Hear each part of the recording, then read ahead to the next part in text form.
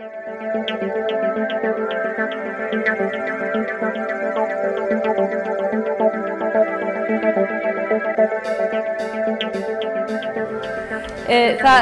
eru komnir framsögumenn auk þess Daniel Jakobsson, bæjarstjóri Ísafirði, og það kannski við hæfi að byrja aðeins á að spyrja þig, Daniel, eftir þessi bara dálítið efnismiklu erindi sem hér hafa verið í dag, hvaða lærdóm hefur verið dregið að deginum? Já, takk fyrir. Það sem ég langaði kannski fyrst að koma inn á náttúrulega bara að þakka ykkur kærlega fyrir þennan dag, og það betri mæting hérna heldur en á Sunnugårdsballið sem lítur að sýna það að það mikill áhugi á þessum málaflokki. Og þetta hefur jafnframt verið mjög hvetjandi dagur og mér finnst eiginlega að standa upp úr, það það að bæði greinilega mjög mikill áhugi inn í þessum stofnunum á þessu viðfangsefni. Það að hjálpa okkur hérna á þessu svæði til þess að snúa við íbúaþróun, en jafnframt líka þá að hefur maður kannski samfæst það að við getum þetta heldur ekki ein.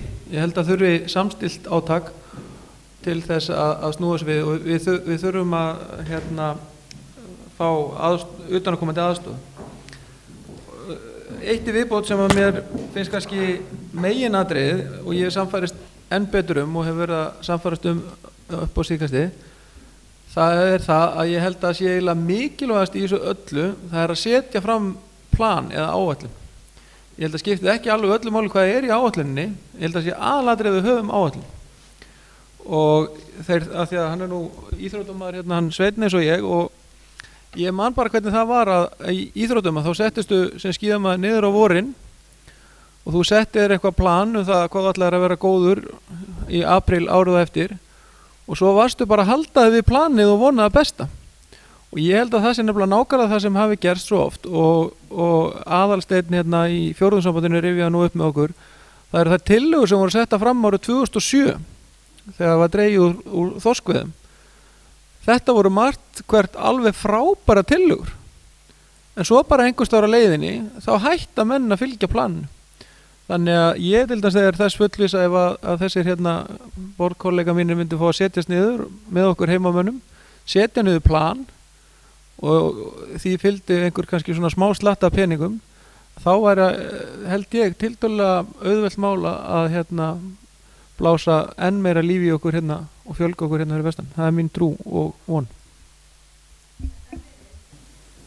Ég held að það sem stendur upp úr hjá mér umverulega eftir allt þetta, þó að menn hafi barmað sér og annað, það er fullt af tækifærum, það er fullt af möguleikum og nýta það sem að þó Vestfirðir hafa. Við erum að tala að það væri markasnálað sem við þyrftum að byggja á. Þið hafið náttúrulega nálægð við miðinn og það er þetta nýta fullt eins og Sveinn kom inn á. Þannig að ég held að fyrst og fremst að sittur eftir hérna möguleikarnir, og það þarf að tryggja það að vinna úr þeim.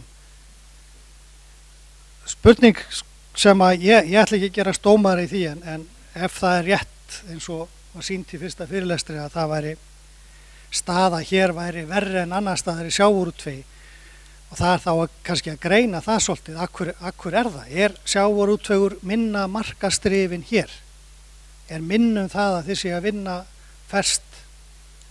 ferska flakabita eða í háenda vöru hérna í virðiskeðjunni? Hvað er það sem að gera þetta? Ég held að það væri voðalega þarft fyrir ykkur þá að fara í þessa vinnu, að við treystum mikið á að nála við fiskimiðin gæfi ykkur samkeppnisyfirburði. Ég hugsa að kortlagning á þessum þáttum væri voða gott að gera til þess að átta sig á stöðunni og sjá hvort það er eitthvað sem vantar eða hvort þetta er eins og Daði segir að þetta eru bara eðlilega sveiflur milli ára. Takk. Já, ég lofaði nú þegar ég talaði áðan að ég hefði engar lausnir, og það hefur nú í sjálfu sér kannski ekkert breyst sko, þannig að en það var mjög áhugavert að heyra áherslurnar hérna. Ég er sammála bæjarstjórunum um það að það sé mikilvægt í áframhaldinu að koma upp einhvers konar plani. Ég held líka að það sé mikilvægt að ráðast að svona rammanum og reyna að gera hann þannig úr garði að menn nýti þau tækifæri sem uppkoma.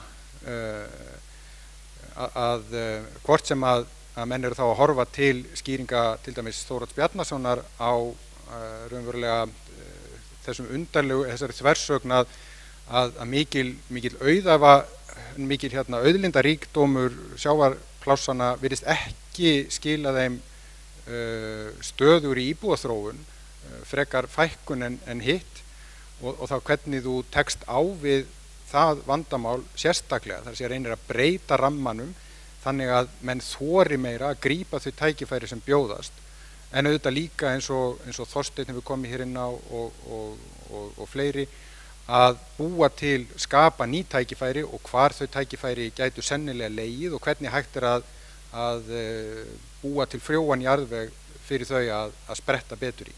Þannig að ég held að það sé svona hinn almenni lærdómur. Takk.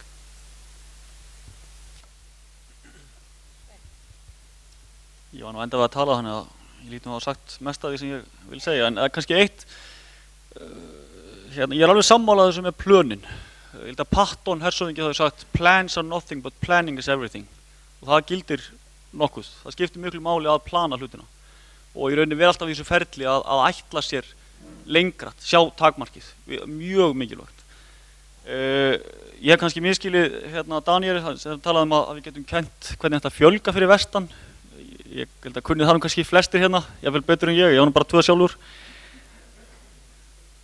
En það kannski leiðir hugan að því, mér sýnist vera rétt 20% fundarmanna konur, það er cirka sama hlutfall eins og er hérna í panel. Er það ekki að einhverju leyti svona það sem við þurfum að hugsa og kannski ekki síður þær þurfum að hugsa? Hvernig gerum við þetta svæði eins spennandi og mögulegt er fyrir bæði kynin? Ég veit ekki hvernig þetta er nákvæmlega hjá ykkur, en ég hef heyrt sögur af mönnum sem að jafnvel það sem heimilishaldinu er jafnvel stýrt ekki síður á konunni heldur en karlinum. Og við höfum lent í, hvað maður segja, það hefur nokkur sinnum gerst í ráðningu hjá Matís að við höfum fundið mjög öflugt tæknifólk, karlkyns, og jafnvel ráðið það til okkar, flutta á einhvern ákveðin stað, það hefur farið á ákveðin stað og byrjað að vinna, en svo eftir einhver tíma þá hefur þetta nákvæmlega vantað. Það er að segja að makinn vilji fylgja með. Þannig að ég hef trú á því, ég held að menn verði að byggja á styrkleikunum, matvælaiðnaðurinn er styrkleikinn, mjög mikill, það eru tækifæri í ferðaþjónustunni, það eru tækifæri mjög víða, en það er samþættingin á milli og þróunin og ný störf sem skapast á grundvelli þróunar og samþættingar sem munu að mínum mati leysa þetta. Eða allavega eiga möguleika til þess. Takk. Þá, Þorsteinn, ef þú myndir. Ég þakka fyrir mjög ánægilegan dag. Ég hef lært svolítið mikið í dag. Mér fannst rauðasti þráðurinn vera þessi greining hagfræðingan okkar á stöðu sjávarútvegsfyrirtækjanna og sjávarútvegsins sem slíks, og þar finnst mér, Daniel, að það mætti nú klára það bara með vinnufundi til þess að áttast aðeins betur á þessu. Ég fékk dálítið harkalega tölu frá Síran sem mér er ekki alveg sammála og það er gott að debattera það. Ég hóf leikinn á því að tala menntun. Ég talaði þríhyrninginn sem svo endurspeglaðist til þess aftur hjá Sveini. Ég held að þið þurfið að vinna enn betur að menntunarmálunum. Mér langar til að spyrja háskólasetri hér og eftir, hvernig það hefur gengið. Mér held að það hefur verið alltaf risjótt. Nú, ég hef komið með hvatningunni í orkumálunum og landsvarmahugmyndina því farið að nota lágvarma jarðhita til þess að hita, og ég aðvaraði ykkur með Evrópu, með þróunin í sambandi að selja rafmagn á landi. Ég má ekki til þess hugsa að þið fáið það sjokk í hausinn, það verður. Ég hef líka lagt til hreinlega fyrirtæki, þetta er ekki lausna, ég er ekki að draga lausnir og hatti, en það eru mjög margir möguleikar á því að stofna hér fyrirtæki á sviði orkumálins, sem ég nefndi áðan, og svo til dæmis þessi nýja veiði aðferð. Ég vil endilega fá að vinna með atvinnuþróunarfélaginu að því en hver Ísafjörð mjög sáttur við góðan fund. Takk fyrir. Takk fyrir það. Sigríður. Já, ég vil taka undir þetta með þessa karllægu atvinnusköpun og því að það ljóst og við höfum rætt hérna mjög oft hver atvinnusköpunin hér á þessu svæði, hún ákaflega karllæg og við þurfum að horfa og þess vegna einmitt vorum við að benda á skapandi greinarnar og ferðaþjónustuna sem möguleika og mótvægi af því við þurfum að hafa eggin í aðeins, við megum ekki hafa þau í einni körfu. En síðan þetta með samþættinguna og vegna þess að við sameiginlega getum við gert veg skapandi greina, ferðaþjónustu og sjávarútvegs og ekki síst matvælaframleiðslunar vegna þess að matvæli eru gríðarlega stór og mikilvægur þáttur í ferðaþjónustu. Það ekki búin til sú skoðunarferð sem að matur kemur ekki við sögu og svona cirka 5 sinnum á dag kemur matur við sögu hjá meðal ferðamanni, rétt eins og hjá okkur hinum. Þannig að maturinn og fólk vill lokal matvæli. Þannig að samtvinning einmitt matvælavinnslu við ferðaþjónustu bara, hún órjúvanleg. Takk. Já, kannski aðeins til að fara inn á þetta með, hvað maður segja, mismunandi skilning okkar Daða á tölunum. Ég held að sé þetta að vísa í Bandaríkjaforseta Daði, þú kannski manst það hver það var sem sagðist vilja hitta einhentan hagfræðing því að það væri nú svoleiðis sko að allir hagfræðingar í Bandaríkjunum segja alltaf on the other hand. Þannig að ég held reyndar að þetta sé ekkit, við erum ekkit ósammála margt við Daði. Það þannig að hann að skoða ákveðna tölur, EBITDA sem að gárungarnir kalla earning before something bad happens, á meðan að ég vil kjósa að skoða endalegu niðurstöðuna því að umfram allt þá það sem við erum að tala um og ég held að Daniel sé búin að gleyma því að ég líka íþróttamaður, eða var það allavega og ég hugsa mikið tölfræði. Ég skoðaði mjög vel og gaumgæfilega hvernig ég stóð mig inn á körfuboltavellinum á sínu tíma og þetta snýst það að lokum, hvernig erum við að standa okkur, hvernig rekstrar afkoman og það sú tala sem að ég vil að við reynum að miða okkur við því að það segir okkur umfram allt hversu heilbrigð við erum til þess að fjárfesta í fjölbreyttari störfum. En aðeins að því sem hefur átt sér stað í dag og það gott að Aðalsteinn vísaði í þessa vinnu 2007. Ég vona að það sem við erum að gera hér í dag getur orðið upphafið að einhverju meira, einhverju vinnu, einhverjum tillögum, einhverju plani sem við getum öll unni saman að, bæði þeir sem sitja hér í pallborðinu og þeir sem hér í salnum og kannski langar mig líka að heyra frá ykkur frekar hvað það sem að ykkur liggur á hjarta og hvaða hugmyndir það eru sem að þið vilja koma til mín og okkar til þess að vinna að. Takk fyrir. Já, þakka fyrir það Síran og það einmitt komað að því. Við höfum hérna 20 mínútur rúmar til þess að heyra í salnum og kannski ykkar spurningar og einhverju leyti álita því sem að komið hefur fram í dag. Eins og áður þá ef það einhver sem að vill tjá sig eða koma fram með spurningar, kannski meira myndi ég nú vilja fá spurningar heldur en langar ræður. Það biðja ykkur að vera hnitmiðuð og taka hljóðnemann, kynna ykkur og Arna hérna í salnum með hljóðnema. Já, þakka ykkur fyrir áhugaverða fyrirlestra.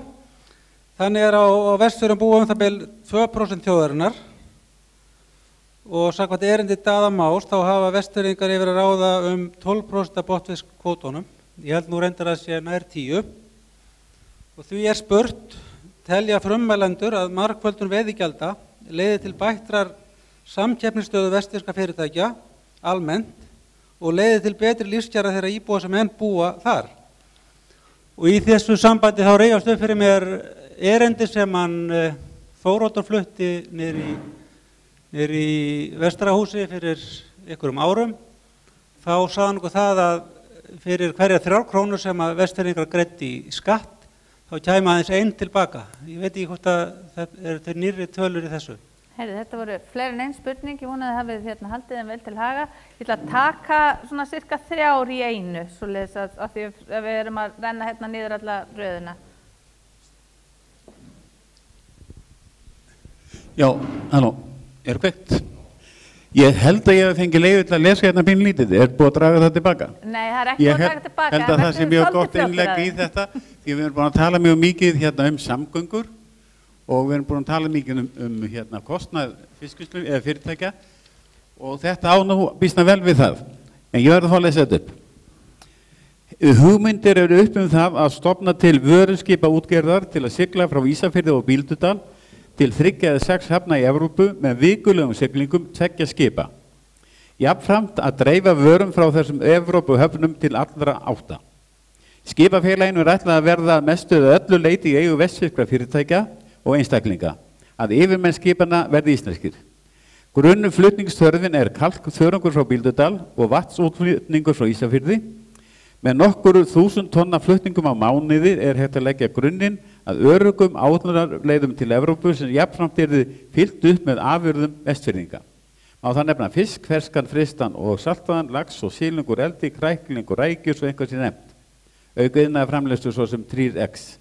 Jafnframt opnast þarna leiðir til að flytja neysluvörur af öllu tagi frá Evrópu beint til Vestfjarða og losna þar við oft óheyrilegan millilega kostnaði Reykjavík með landflutningum. Þá lítum við þannig á að með þessum beinu og öruggu samgöngum muni erlend fiskiskip aftur hefja komið síðan til Ísafjarðar. Framundan eru gífurlegar framkvæmdir á austurströnd Grænlands, en svæðið frá Ammassalik og norður úr á Grænlandi styttra frá Vestfjörðum en nokkrum öðrum bæjum í heiminum. Hugsanlega getum við komist inn í þann markað. Mesta ógnin við reksturinn á okkar mati einangrunarfyrirtækin Eimskip og Samskip, sem sammælast það að þjóna Vestfirðingum þannig að hagur skipafélagan yrði sem mestur á kostnað alls reksturs í dreifbýlinu. Það því afar mikilvægt ef af þessu yrði að opinberir aðilar standi með þessum mikilvægu samgöngubótum og tryggi eðlileg viðskipti líkt og ríkið gerði við Eimskipafélag Íslands, óskapar þjóðarinnar, þegar það var stofnað 1914, allt fram á 7. tug síðustu aldar, til að tryggja óvægna samkeppni frá erlendum samkeppnisaðilum. Hugmyndin að fá Vestfirðinga til samstarfs málefni sem okkur varðar alla og fá þá til sameinlegrar þáttöku í okkar eigin félagi sem yrði rekið frá Vestfjörðum fyrir Vestfirðinga af Vestfirðingum. Áhersla lögð á að skipin séu það stór að þau þoli flest öll veður á Vestfjörðamiðum og nú eru 2 hafnir á Vestfjörðum sem vel ráða við svo stór skip, það á Bíldudal og Ísafirði. Með fáum viðkomustöðum á að vera hægt að koma ferskum fiski á markað í Evrópu á ásættanlegum tíma. Nú unnið að viðskipta áætlunum verkefnið og atvinnuþróunarfélag Vestfjarða vinnur nú að athugun og áætlað að viðskipta áætlun liggi fyrir áramót. Það var þetta að vera miðanum. En svo langum við til aðeins í framhaldið af þessu. Aðeins að flytja okkur fyrir næsta fund. Já. Heyrðu, það einnig viðbót, Guðjón. Já, takk fyrir það sem hafa verið degi. Þetta búið að vera ánægilegt og fróðlegt. Mér langar til að beina spurningu til hans Þorsteins Sigfússonar orkumál. Þú nefndir sjávarfallavirkjun í þín erindi og talaðir dauðan tíma vegna flóðs og fjöru og svo framvegis. Nú það þannig að hér á Vestfjörðum erum við búin að þvera 3 firði.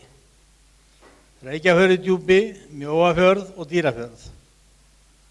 Og það nú allavega ekki alveg sami flóðtími í Dýrafjörði og innst inn í djúpi. Nú síðan væntanlega munum við þvera firði á Barðaströnd. Það að segja ef við komumst upp með það að gera einhvern veginn alveg vega að gera við þarna vesturhlutin. Ef að menn stoppa okkur ekki einu herrin enn. Og síðan erum við þetta búið að þvera firði eins og norðan til á Snæfellsnesinu. Það sem að þannig að það eru þetta fullt af möguleikum til að nýta sjávarfallavirkjun á mismunandi tíma, þannig að það þarf ekkert endilega að koma til dauður tími á milli orkuríkjum ef þessar virkjanir eru samþykktar og þessum tími þannig. Og hvað hafið þið að vera að pæla í því að að ýta undir þessum þróun. Herðu, flott þakka kærlega fyrir. Ég held við látum þessar að þetta er orðið allangt. Þessar 3 spurningar duga og biðja ykkur bara pallborðsmenn og konur að taka til ykkar spurningarnar og byrja á Ögmundi og fara svo bara niður og svara og svo tökum við aftur aðra umferð. Það voru einhverju fleiri. Var ekki fyrsta spurningin auðlindagjald, hvort að það myndi bæta hag Vestfirðinga? Ef ég á að vera heiðarlegur, þá nei, örugglega ekki.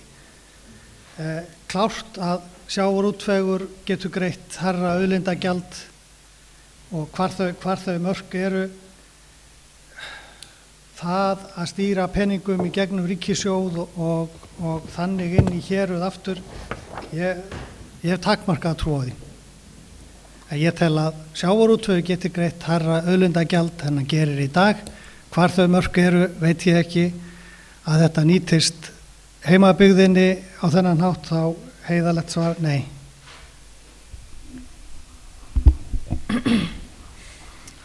Já, þetta er, ég held að sé fyrirsjáanlegt hvað ég ætla að segja líka. Varðandi auðlindagjaldið að það er ekki nokkuð vandi að reikna út hvers konar nettóskattur þetta yrði á Vestfirði. Hann er gríðarhár. Getur þetta orðið til þess að styrkja atvinnulífið á svæðinu? Það er svona frekar hæpið. Við vitum auðvitað ekki hvað ríkið ætlar að gera við þessa peninga. Hins vegar er saga ríkisins í að verja peningu skynsamlega kannski ekki beinlínis uppörvandi þegar kemur að því að vonast til þess að þetta fari allt rosalega vel. Hitt er svo aftur annað mál að við höfum auðvitað rætt heilmikið markaðsdrifnar viðriðiskeðjur og getu íslensk sjávarútvegs til þess að skapa verðmæti umfram sjávarútveg í öðrum löndum og tækifærin sem eru framöndan og ég held að við þurfum sátt auðlindanýtinguna. Ef að þetta er svo sátt þá er hugsanlegt að fyrir þjóðina í heild sé kerfið ásættanlegt. Það er að segja að það til lengri tíma litið getum við þá hort til einhvers konar stöðuleika í rammanum fyrir greinina. Fyrir Vestfirði, svona alveg prívat, þá er ég mjög efins að þetta sé skynsamlegt. Hins vegar er auðvitað spurningin hvort ekki sé hægt þá leið og þetta gerist. Af því að það er hafið yfir allan vafa að þetta er landsbyggðaskattur. Að samfæra ríkið að ráðast á í einhver pakka af skynsamlegum aðgerðum sem eru hugsaði til lengri tíma og eru þess eðlis að þeim takast á við þessi vandamál sem við höfum verið að ræða hérna, hvort sem það er þá skorturinn og atvinnutækifærum fyrir konur eða einhvers konar veikari staða vinnslu sjávarafurða vegna fjarlægða frá mörkuðum og annað slíkt sem tengist á spurningu nr. 2 beinar fraktsiglingar frá Vestfjörðum sem ég sjálfur sér er nú kannski ekki aðstöð til þess að segja hvort þessi góð hugmyndið ekki en allrar athygli verða allavega. Já, varandi það hvað áhrif veiðigjaldið hefur á atvinnu fyrir lífið hérna á Vestfjörðum þá er ég ansi hræddur það að í fyrsta lagi gangi veiðigjaldið algjörlega gegn þeim markmiðum sem settur fram í frumvarpinu fiskveiðistjórnun, það er að treysta byggðir. Það er eitt sem er alveg víst að þetta er byggðaskattur en hitt er það líka að það er náttúrulega lagt jafn mikið á öll fyrirtæki í greininni þannig per kíló þannig að það er alveg augljóst að þeir lökustu munu eiga það erfiðast og ef það er rétt sem að Síran segir hérna að sjávarútvegur á Vestfjörðum sé verr rekinn heldur en annar sjávarútvegur þá er alveg augljóst að það mun leggjast enn harðar á vestfirsk sjávarútvegsfyrirtæki heldur en önnur fyrirtæki. Ef við gefum okkur hins vegar að það eigi að vera veiðileyfagjald, að það sé bara þannig til þess að skapa einhverja sátt, þá er það mín skoðun að til þess að ég myndi geta skrifað upp á það að þá þyrfti það að vera tryggt að peningarnir komi aftur inn á svæðið og jafnvel það kemur þá meira inn á svæðið heldur en væri að fara út af því og það væri þá hægt að gera það til dæmis þannig að fyrirtæki í sjávarútvegi gætu sótt í rannsóknarsjóði sem væri þá fjármagnar af veiðileyfagjaldinu til þess að þróa atvinnulífið eða þá bara í byggðaverkefni. Þannig að ég held að stuttasvari við spurningunum sé að það er augljóst að þetta mun hafa neikvæð áhrif á atvinnulíf á Vestfjörðum. Já, ég held ég lýsi mig afskaplega sammála fyrri ræðumönnum. Þó mikilvægt að hafa í huga að þessi sátt sem að hefur jú ekki verið fyrir hendi, hún þarf einhvern veginn að nást, ekki endilega til þess að það sé sátt, heldur til að skapa stöðuleika. Það lykilatriði í mínum huga. Ef að verulegur hluti þessara fjármuna getur runnið með einhverjum hætti til að styrkja stöðu í rauninni, ég segi matvælaframleiðslunnar, sem jú nánast sem eru mjög fastbundin svæðunum og öðrum lykilgreinum fyrir svæðin, þá unnið á móti þessum beinu neikvæða áhrifum, það alveg ljóst. Ég held samt að það skipti ekki síður máli að ef menn ætla að byggja upp kerfi með þessum hætti, að þá séum við ekki sértæk í því heldur. Ef þetta auðlindagjald og menn ætla að fara í það að leggja auðlindagjald, þá það væntanlega fyrir aðgengi að auðlindinni og þarf þá að vera svona sæmilega jafnt yfir alla að ganga í því. Þannig að ekki skapist bara ný ósátt, sem ég held að gæti verið ákveðin hætta í þessu. Önnur hætta líka svo að þetta auki því miður til allavega skemmri tíma á þetta agaleysi sem mér finnst almennt ríkja í ríkisfjármálum á Íslandi. Það verið að sækja fjármagn inn í ríkiskassan til þess að hægt sé að sleppa því að setja meiri aga inn í kerfið. Þetta svona hætturnar. En það eru tækifæri líka í því að hægt sé að skapa sátt og ef að verulegur hluti, ef að fjármagnin nýtist til þess að byggja upp framleiðslu, verðmætasköpun, ímyndarsköpun og almennt byggðirnar þar með. Já, Þorsteinn, það var hann kannski sérstaklega varandi orkuna eða... Þetta var að segja í fyrstu spurningunni þá myndi ég svara svipa á bæjarstjóri, varandi auðlindagjaldið. Í annarri spurningunni vöruútflutning með skipafélagi frá svæðinu segi ég passa ykkur að þetta verði ekki svona bæjarútgerð í gæsalöpum. Ég held að megi alveg, og mér finnst eins og hann var að tala hérna, fjölskylduna í bransanum, ég held að bróður minn í Eimskip sé að tala útflutning hérna frá Ísafirði, ég þarf að spyrja hann bara betur. Ég myndi nú láta reyna á það hvað þessi einokuna fyrirtæki bjóða.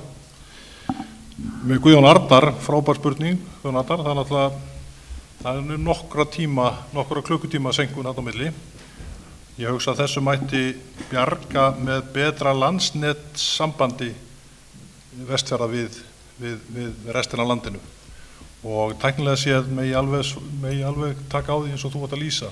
Þetta það er ekki dægur á milli sveiflana, en það svona klukkutíma munur. Og ég held að þetta sé leysanlegt og að því ég trúi á að það verði tengingu útlönd, þá það ennþá betra í kerfið sem komið í samband við streng til Evrópu. Stuttur og laggóð. Já. Það var raun og veru engri spurningu beint í minnum. Einar Valur var að biðja persónulegt mat á pólitískri spurningu sem ég kýs að svara ekki. Bara varandi veiðigjöldin og kannski líka komment frá Daníeli og fleirum. Ég vona að það taki því ekki allir hér inni að mér finnist sjávarútvegsfyrirtækin vera rekin.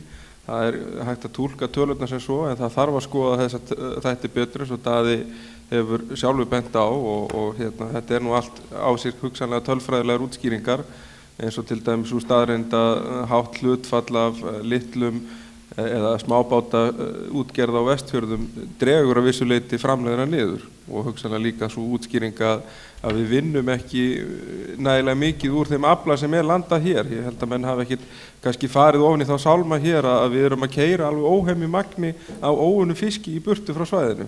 En varandi veiðigjöldin, miðað við mínar greiningar, niðurstaðan að þetta verður hörmulegar afleiðingar fyrir vesturstaturnlíf. Við höfum ekki enn borð fyrir báðru til þess að fjárfesta í dreifðari atvinnustarfsemi og það verið að taka þessa fjármuni frá fyrirtækjum sem að hugsanlega þurfa bara að styrkja stöðu sína enn frekar með fjárfestingum í tækniframförum og vinnsluferlum. Þannig það kannski svarið mitt því. En varandi fraktflutninganúlar, við skulum skoða þetta. Ég held að rannsóknarspurningi sé að svara því hvort þetta sé fýsilegu kostur og það ágætt að hafa svar við þeirri spurningu. Kæra þakkir fyrir það, þið öll. Við höfum ennþá pínlítinn tíma og Ég myndi kannski að þessu sinni, að því að það svona fer að siga á seinni hlutan, ef að þið geti beint spurningunni til einhvers ákveðins, þá væri það kannski ekki vera. Bíðu nú við, það eru 2 þarna og já, ok, byrjum hér, förum svo yfir til bæjarstjórans og hérna, já, ok, reyna að hafa einhvern kontról á þessu. Kristján Jóhannsson heiti ég. Ég vinn í sjávarútvegsfyrirtæki og tek áskoruna á síðustu glærunni hjá nýsköpunarmiðstöð, honum Þorsteini Inga, að sjávarútvegsfyrirtækin ætti að skoða hvað þau eru að gera rangt. Bara í framhald af því, og Síran hefur nú reyndar komið inn á það núna, eins og hann hefði vitað spurningunum mína, það hvort að stærðin á einingunum sem eru hér á svæðinu, hvort að það sé ekki kannski að búa til stóran hluta af þessu mun. Ég veit ekki, okkar fyrirtæki HG er kannski miðlungsstórt fyrirtæki á Íslandi með 10-12 stærsta á landinu, þannig að það eru mörg stór fyrirtæki þarna fyrir ofan sem að ná náttúrulega mikið meiri stærðar hagkvæmni í sínu rekstri, og réttilega eins og þú komst inn á, það er mikið af smábátum, kannski hlutvarslega, ég veit ekki hvað menn hafa skoðað það mikið tölfræðilega, og mikið af hráefni sem er þá ekið burt af svæðinu. Kannski eitt sem að hefur komið upp í huga minn undanfæri líka, það er, og eins og hefur komið fram í erindunum með virðiskeðjuna sjálfa, það er sjálft sölu og markastarfið, að flestir aðilarnir sem eru að selja fyrir vestfirsk fyrirtæki, þeir eru ekki staðsettir hér á svæðinu, kannski ekki inn í reikningunum eins og kannski lágt hlutfall af vinnslunni. Ég langa aðeins í framhald af þessu, bara lenda þetta beint á hann Ögmund. Hann fór yfir sölusamtökin og hvernig þau stöðnuðu. Ég held nú að þau hafi verið góð á sínu tíma, og allavega fyrir 30 árum síðan að þá öfundu normenn okkur á hvað við vorum öflugir í markastarfi, en það er kannski annar mál. En síðan fórst ágætlega gegnum söguna, en er ekki dálítil hætta á því að við förum öfgan á milli, að við séum allt og smáir og fragmenteraðir út í mörkuðunum. Það er alltaf mín skoðun, og kannski ekki hvað síst hér á svæðinu. Þannig að við erum ekki að ná nægilegum virðisauka bara því að við erum fragmenteraðir í sölumálum. Kæra þakkir fyrir það. Við ætlum að taka hérna nokkra viðbót. Já. Jú. Já, mér langaði aðeins að koma inn á 2 atriði sem alltaf er komið inn á og fundum hér, að því það er búið að vinna hluta af þessari greiningavinnu og við þekkjum hana mjög vel, það er búið að ræða hana svo oft. 2 atriði sem ég ætla að nefna, það er flutningskostnaður og orkumál. Og það er búið að fara svo oft yfir flutningskostnaðin hvaðan háir fyrirtækjuna hérna mikið. Það er í rauninni, eins og Sveinn kom inn á, það þarf að fara að gera hlutina, það þarf að fara að vinna þá. Við vitum að þetta er að há fyrirtækjanum, og þetta er auðvitað hluti af því að þú nærið ekki eins góðri EBITDA, af því að þú borgar miklu hærri flutning heldur en önnur fyrirtæki. Og á þessu verður að taka. Og hvers vegna er þetta svona? Þetta er meðal annars af því að flutningar eru dýrir á landi á miklu magni. Magnið á Vestfjörðum er einfaldlega ekki nógu mikið til þess að bera sjóflutninga. Það er margbúið að skoða það. Það verður skoðað eina ferðin enn núna, og menn munir sjálfsagt komast að því hardvegi eins og þeir segja, að sjóflutningar borga sér mjög illa. Kannski þegar kalkþörungarnir fara eftir því sem þeir vaksa og vatnið, þá geta þeir gert þetta hagkvæmt.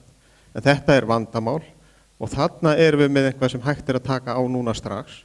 Við erum með greiningu á vandanum og það þarf að fara í aðgerðir til þess að styðja fyrirtækin. Annað sem ég vildi vekja athygli á líka varðandi þetta er að það er verið að flytja hráefni frá okkur ódýrt, afurðirnar dýrt. Auðvitað fer þá hráefni frá okkur. Það gefur augaleið. Takk fyrir þetta. Það er ein önnur ábending. Já. Það er í orkumálunum, út á hennum Þorsteini, það er með varmadælunar. Þetta er líka aktuelt mál og þetta er komið að þessu núna. Við eigum að fara í varmadælur og við eigum að gera það með orkubúinu. Við erum með dreifingakerfið. Það er engin vand að gera þetta mál strax. Bara fara í það. Já. Það var ekki ein spurning hérna, já, það var Aðalsteinn, ok, og svo var ekki Páll líka. Þá erum við, eftir það, lokað. Er þetta bara Kalla sem vilja tala hér í dag? Já, okay. Ég ætla að, ég er Aðalsteinn Fjórðungssambandi Vestfirðinga, ég ætla að reyna að beina spurningu á þá Þorsteinn og Svein og svo ég að spá í Daða eða Ögmund. Það hérna, mér fannst í kynningum ykkar beggja, það sem málið fyrir okkur, það við þurfum að fá ungt fólk hingað, ungar konur. Hvernig getum við í þessari nýsköpun gert þessar starfsgrein, sjávarútvegurinn sem afskaplega karllæg, aðlaðandi fyrir konur? Og eitthvað í hagfræðinni sem getur sagt okkur, sem getur hjálpa okkur við það, þeim enda panelsins geta sagt mér frá því. Þetta það sem greiningin okkar í líffræðinni segir okkar eitt alvarlegasta mál. Og Siri, þú mátt alveg segja einhvað, af því þú slepptir þarna pólitísku spurningar á það. Ok, fleiri viðbót og svo, já. Stefán Brás heiti ég og vil takka ykkur fyrir góðan fund. Og takk fyrir að koma eitthvað vestur, en sambandi við fyrir til Sýrans og Sigríði, sambandi við hafa fjárfestingu og hann vantar fjárfestingu í ferðina þinn. Og Sýran talaði hvað við erum með fábrotna starfsemi bara útgerð. Þá þannig með málum vesti að við eldumst öll og við erum með mjög mikið smábáta sjómunum hérna. Hann talaði með áðan, hann daði að almenna aðgerðir þurfa að vera yfir línuna. En þannig með málum vesti að ef að þú ert sjómaður, ert að hætta útgerð og selja kvótaðinn, þá mátt ekki fjárfesta í annarri starfsemi. Nefnum að borga því 46% skatt. Því að kvótin alveg sér, það mátt ekki fjárfesta. Það myndi ekki skila sér ef að gömlukallarnir, sem núna detta hver að fautum öðrum út af markaðnum, myndi geta fjárfest í annarri starfsemi hér á svæðinu. Og sambandi við Þorsteinn og orkumólin, þá fundur orkuspánefndar 2010, kemur fram að Vestfirðir leggja stað af, þannig að spurningin svo, hvernig líst þér á það að við hættum að fá strengi á Vestfirði? Hvernig verða framtíði hér? Svo kannski önnur alvegri spurning og alvegri mál, að því fundurinn heitir Framtíð sjávarbyggða á Vestfjörðum, því að tækifærin hjá okkur sem ég sé og líka hættan, það Grænland. Tækifærin að þjónast á, en hættan svo, hvað myndi ske þessi 25 aðilar sem búin að fá vinnsluleyfi á Grænlandi, við ykkur ætla að taka upp að því að vinna grunnvinnuna með sýru og sleppinu sjóin. Takk fyrir mig. Ok, heyrðu, ég veit þetta svolítið flókið og svolítið margar spurningar, en það einn eftir, ef að sko, í raun og veru ein spurning á mann helst, þó að það hefur nú aðeins, en Páll, fyrirgeðu. Já, getur fundið minn. Jón Páls, fyrirgeðu. Pálsson. Pálsson. Já, ég þakka fyrir ágæðan fund og haft það stutt. Þetta, ég vil gera yfirskriftar ástöfnunar mínu innleggi, en ég ætlaði nú að frekar hafa hugleiðingu, en ég ætla að hafa spurninguna bara. Það heyrist ekkert fyrir hafa spurningu til Sýrans kannski, eða þeir sem stóðu fyrir þessu fundi upphæðlega, sem sagt að það alveg klárt mál að lausnirnar fyrir Vestfjörðum koma ekki utanfrá eða koma innanfrá, og þá spurningi hvenær verður fundur sem við heimamenn verður spurðir hugsanlega mögulega lausnir, og það kannski aðalega það, því að mér finnst að þegar ég fer heim að það sem fundi þá ég litlu nær, engu nær. Kjölfestan á Vestfjörðum sjávarútvegurinn. Þetta snýst hvernig höldum við honum í horfinu, því hann mun verða kjölfesta, en við erum að tala framtíðina og þá ætlum við að vaksa, valla vex verðmætasköpunin þar nema að litlu leyti til að halda á við vöxtinn, en það sem þetta snýst framtíðin, og þá það auðlind og þekking.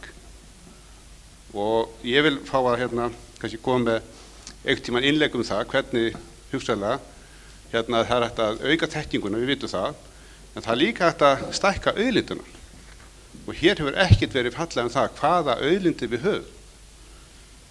Á hverju byggir samkeppnishæfni Vestfjarða, hver möguleikarnir á því að styrkja samkeppnishæfnina. og á hverju eigum að byggja framtíðina, því að þar eru gríðarleg tækifæri á Vestfjörðum í því að efla sérstöðuna og rannsaka þessar starfinu auðlindir á sjó og landi. En ég vil fá að koma á næsta fund. Takk fyrir síðan. Kæra þakkir og ég byrst afsökunar að hafa rugglast þarna aðeins.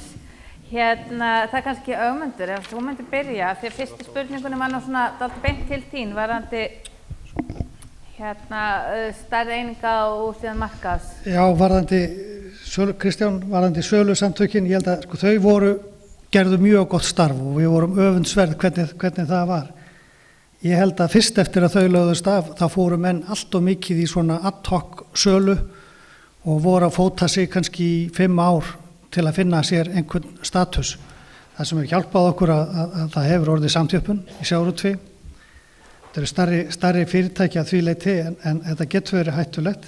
Það sem vantar, og það hefur komið skýrt fram í viðtölum við stjórnendur í sjávarútvegi, það sem vantar núna það er engin að markaðssetja ímynd Íslands.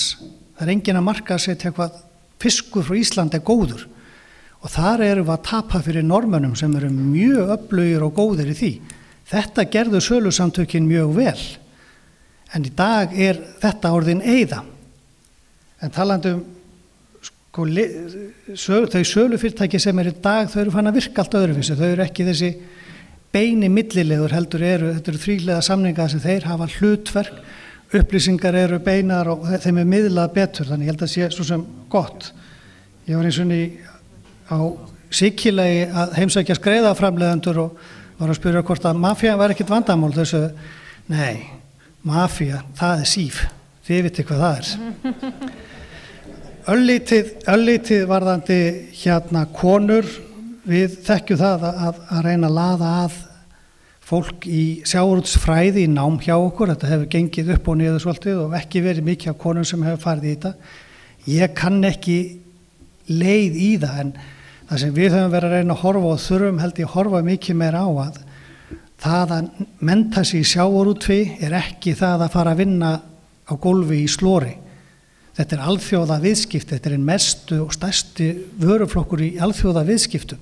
Þetta opnar heim í vöruþróun og mjög spennandi verkefni. Við þurfum einhvern veginn að ná að gera það sýnilegra. Okkur hefur kannski ekki tekist það sem skildi.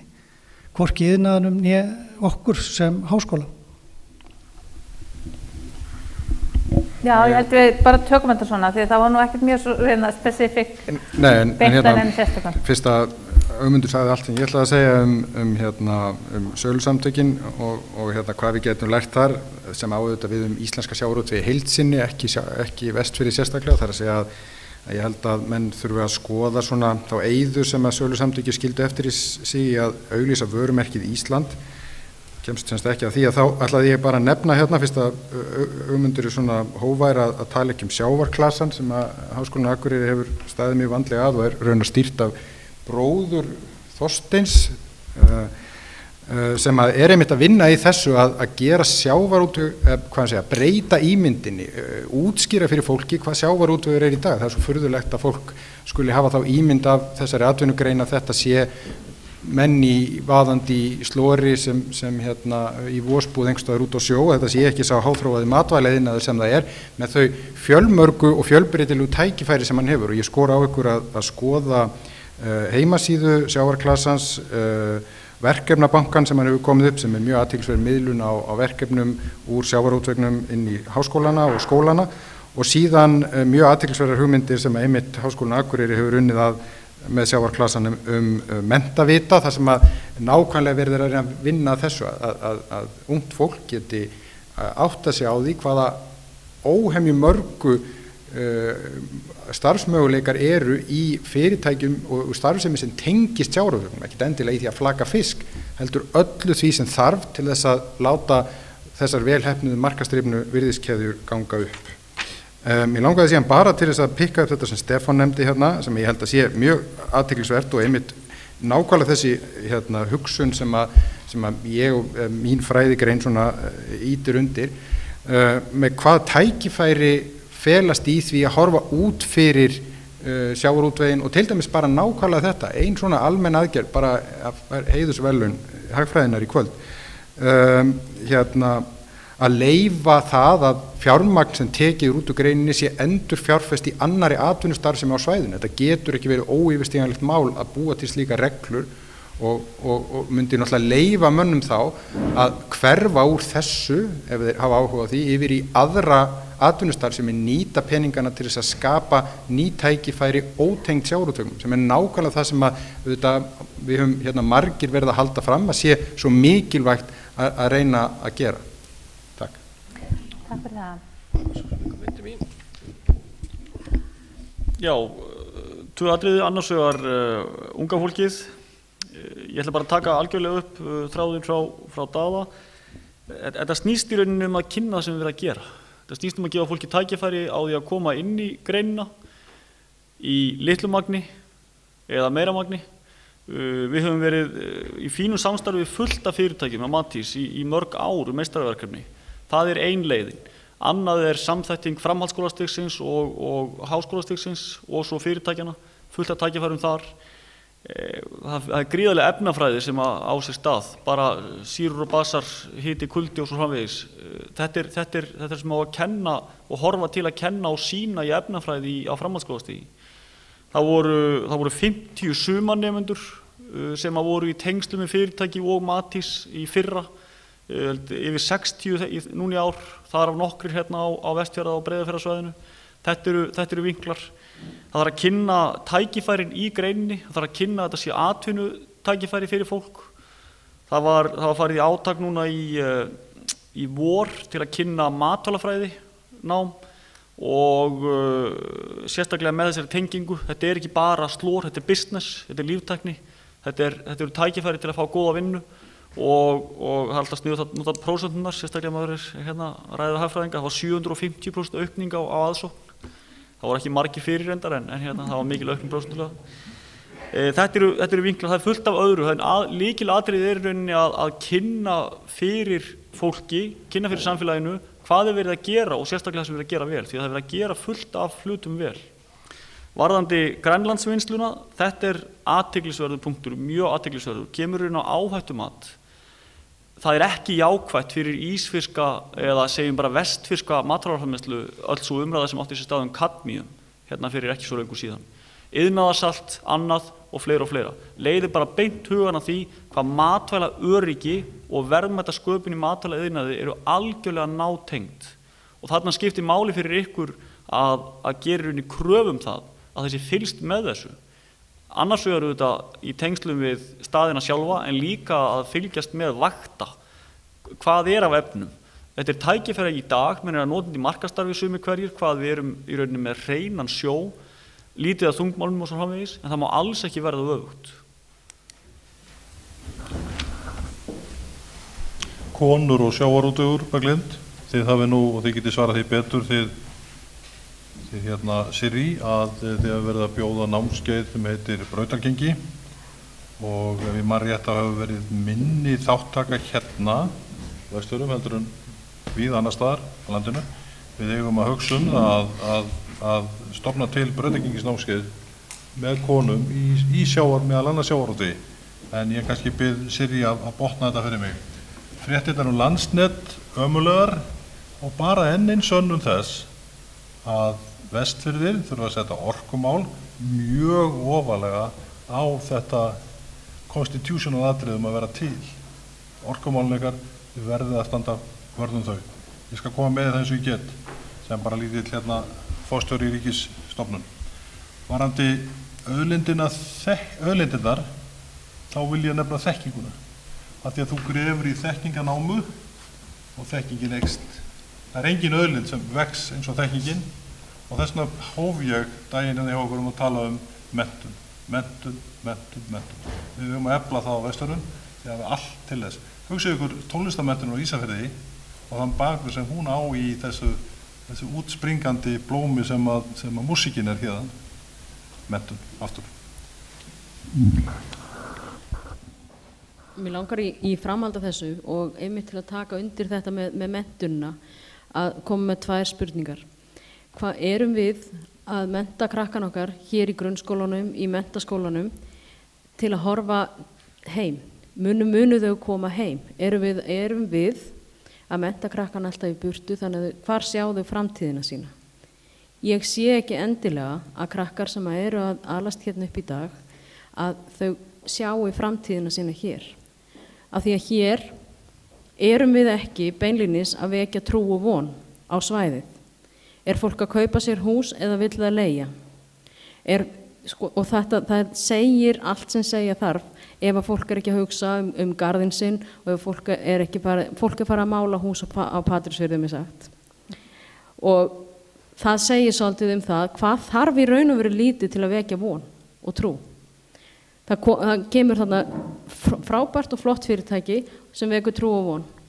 Og það þarf menntastarfsfólk, það þarf auðlind, en það þarf hluti með því það er mjög, mjög karllægt. Ég sé mig ekki vinna í fiskaldi, en ég veit ekki, kannski ég myndi alveg gera það. En við þurfum við þurfum að vekja trú og von og við þurfum að mennta krakkan okkar þannig að þau geti farið í burtu, þau geti menta sig, en sjáu sig geta komið heim aftur. Það er ekki staðan í dag. Ég hef ekki lausnina, hins vegar. Við maður leifa Síran að klára daginn fyrir okkur, Síran. Já, fyrirgefðu. Var ég kannski að klára á uppbyggilegri nótum heldur en ég byrjaði á þá? Já, nei, hann fær ekki að klára. Nei, ok, en Jónar, bara til þess að svaraði beint, þá náttúrulega þetta liður í því að kannski að auka hér faglega umræðu þessi mál og þeir sem eru í samstarfi þessa ráðstefnu munu alveg örugglega fylgja þess eftir, en það held ég að mörg ykkar hafi skráð sig á þennan vinnuhópa lista. Já, nú góða sögur af þér, bandbrjálæði prófessor, og ég held að þú verð með bandbrjálæðar hugmyndir og ég held að það sé akkurat það sem við þurfum. Við þurfum að hafa hér fólk með brjálæðislegar hugmyndir til þess að ræða og kanna hvort að það getur hjálpað okkur í þessari baráttu. Daniel. Já, ég er alltaf að vera meira og meira í stjórnmálum að stela síðust setningunni. Það var alls ekki menningin, en mér fannst mikilvægt að því að það hlýtur á þess að ég sé einhver talsmaður Landsnets, ég held að hljóta að vera, ég vil ekki að gestir okkar fari heim með það í farteskjunni að Landsnet sé hægt að fjárfesta hérna. Þvert á móti, Landsnet er að fjárfesta í Ísafjarðarbæ og Bolungarvík fyrir 800 milljónir til 1200 milljónir bara á næsta ári. Þannig að þeir eru alls ekki á baki dottnir í því, þannig að ég held að hljóta hafi verið einhver misskilningur í þeirri umræðu. En bara svona, ef ég er þá síðasti ræðumaður, þá langar mig að þakka ykkur kærlega fyrir það að hafa haldið þetta og ég er sannfærður það að það sé fullt að tækifæri með það. Í það minnsta sé ég, en ég held að við þurfum að hafa plan. Er það ekki plan? Þá vil ég bara þakka ykkur kæru ráðstefnu, gestir fyrir góðan dag og ykkur framsögumenn öllu heldur. Þakka ykkur bara kærlega fyrir góða ráðstefnu.